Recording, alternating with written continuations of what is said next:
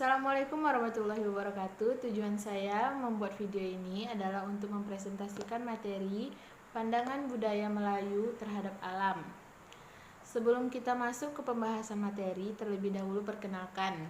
Nama saya Dini Zahara Wijaya dari SMA Negeri 15 Pekanbaru. Bagi masyarakat Melayu Riau, alam merupakan suatu hal sentral bagi kehidupan.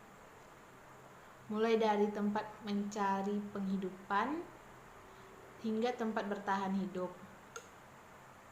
Tetapi hormat mereka kepada alam bukan hanya sebatas karena bisa dimanfaatkan, melainkan juga kewajiban untuk terus menjaga. Hal ini tercermin dari pepatah tua yang berbunyi, jika alam binasa, adat pun juga akan binasa. Keseluruhan wujud nilai tanggung jawab tersebut diistilahkan sebagai sebuah kearifan lokal yang merupakan prinsip-prinsip dan cara tertentu yang dianut, dipahami, dan diaplikasikan oleh masyarakat lokal dalam berinteraksi dan berinterelasi dengan lingkungannya, dan dirumuskan dalam bentuk sistem nilai dan norma adat. Selanjutnya, pembahasan tentang pandangan Melayu terhadap alam dalam Petuah Amanah. Petuah adalah nasihat yang baik. Pandangan budaya Melayu terhadap alam sangat khusus dalam buku Tunjuk Ajar Melayu yang disusun oleh Tenas Effendi 2013. Meskipun berada di urutan ke-10, bukan berarti Petuah Amanah tentang alam memiliki kedudukan yang terendah, karena ke-10 petuah amanah tersebut saling berkaitan. Inilah 10 petuah amanah tersebut. Selain petuah amanah, ada juga aspek ruang hidup. Menurut Tenas Effendi, kehidupan bergantung kepada alam yang meliputi hutan, tanah, laut, selat, pulau, sungai dan laut menjadi kawasan orientasi ruang karena di perairan tersebut beragam fungsi seperti komunikasi, transportasi, hiburan. Alam juga sebagai sumber pengetahuan. Hal ini dipertegas dalam ungkapan adat alam terkembang jadi guru.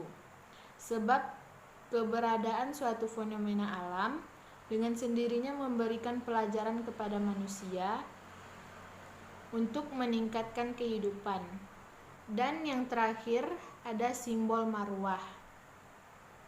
Simbol marwah ini sendiri terbagi menjadi 2. Yang pertama adalah simbol budaya.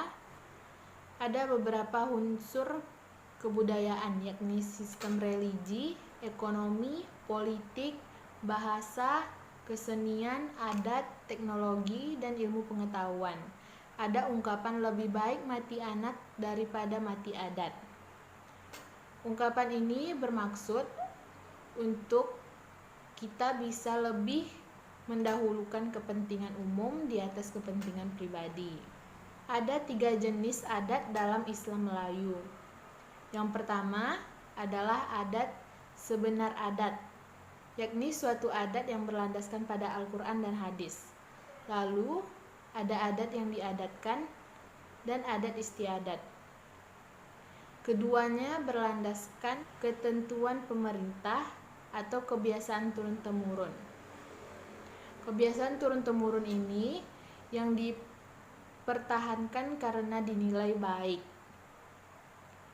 Jadi, adat dapat dipahami secara umum sebagai sesuatu gagasan berupa norma-norma tertentu yang disusun berdasarkan kesepakatan bersama dan mengikuti ajaran Islam. Lanjut ke pembagian simbol marwah yang kedua, yaitu wilayah adat. Secara kosmologis, hutan tanah bagi masyarakat Riau adalah rumah bagi spirit kemelayuan atau marwah. Tanah juga sebagai lambang eksistensi dan marwah, harkat, martabat, sumber falsafah, dan sumber nafkah. Kaum suku adat yang tidak memiliki tanah dianggap sebagai masyarakat terbuang. Hutan juga dapat sebagai sumber nafkah setiap makhluk hutan yang dilindungi dan bisa disebut dengan istilah rimba larangan. Hutan tanah yang menjadi milik masyarakat tertentu dapat disebut dengan tanah wilayat dan sejenisnya, yang secara umum disebut tanah adat. Selain itu juga, ada sungai-sungai yang dipandang sakral karena mewakili unsur air bagi terbentuknya wilayah adat. Dalam hal ini dapat juga disebut lubuk larangan karena adanya larangan mengambil ikan dan dibatasi oleh waktu.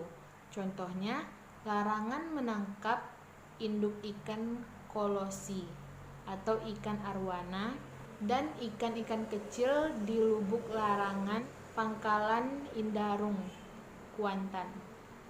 Sekian presentasi dari saya, lebih dan kurangnya mohon maaf. Wabillahi taufiq wal hidayah. Wassalamualaikum warahmatullahi wabarakatuh.